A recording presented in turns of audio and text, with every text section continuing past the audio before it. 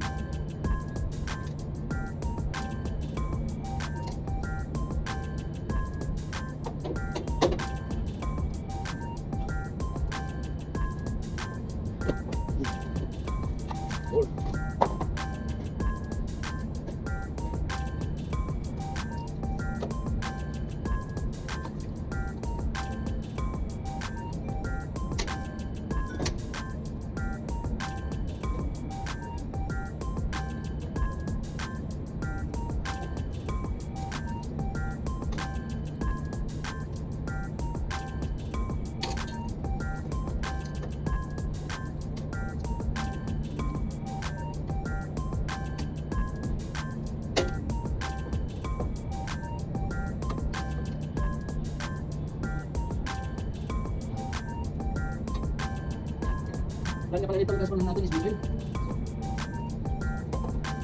Well recommended.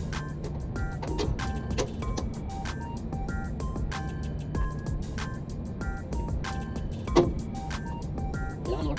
We need to try at least to organize our wirings to look it's good.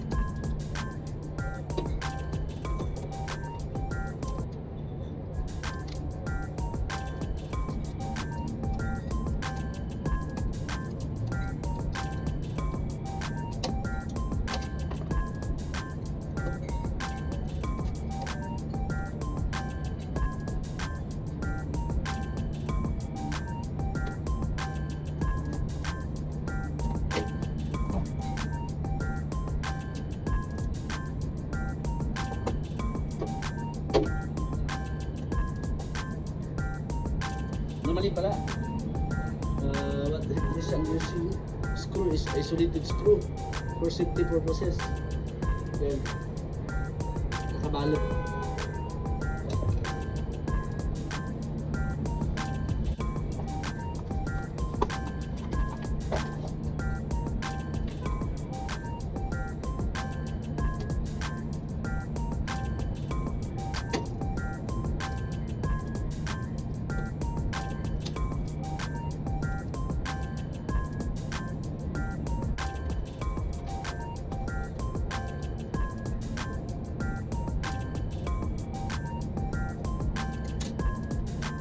And then inside.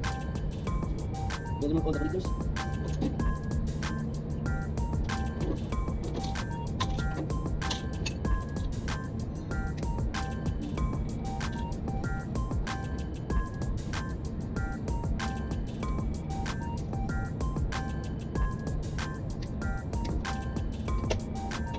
So we start from the top. Or bottom is the first. So then that's your bottom. So ano yung guys? Tatanggalin ko lang. Tapos, gano'n natin. Unit.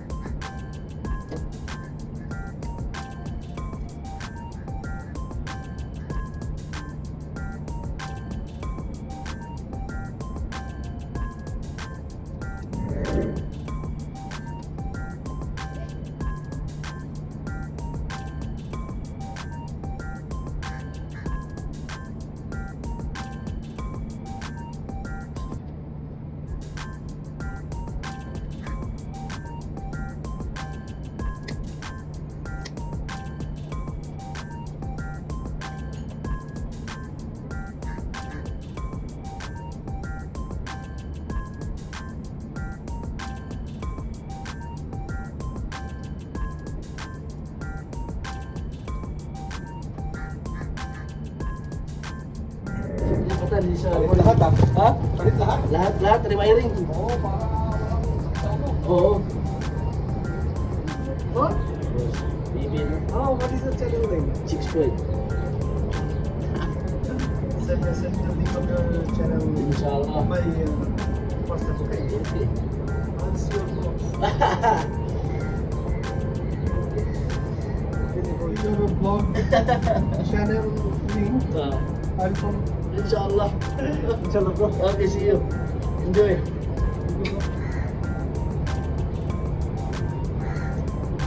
So, we have new subscribers. So this is the result. From here, it's going to this side to supply our Dali. As you can see, I'm done doing this. The Helvar DG all set, all good. Thank you, Lord. So guys, we're done wiring. So we will see for this iPad control on this Helvar if it's working or not. So let's turn it on. So also the ball lights is working, as you can see. Ball lights. So switch it off. Yeah. So this is the power of Helvar Dali system. So behind of this catwalk there is a light, behind of the seating there is a light, ball light, strip lights, spike lights. You can control it using this iPad, on and off. So for the configuration, I'm not doing it since I don't have the software, so I call someone to configure the system, but the wiring is done successfully. So Dali system, ChixPoint.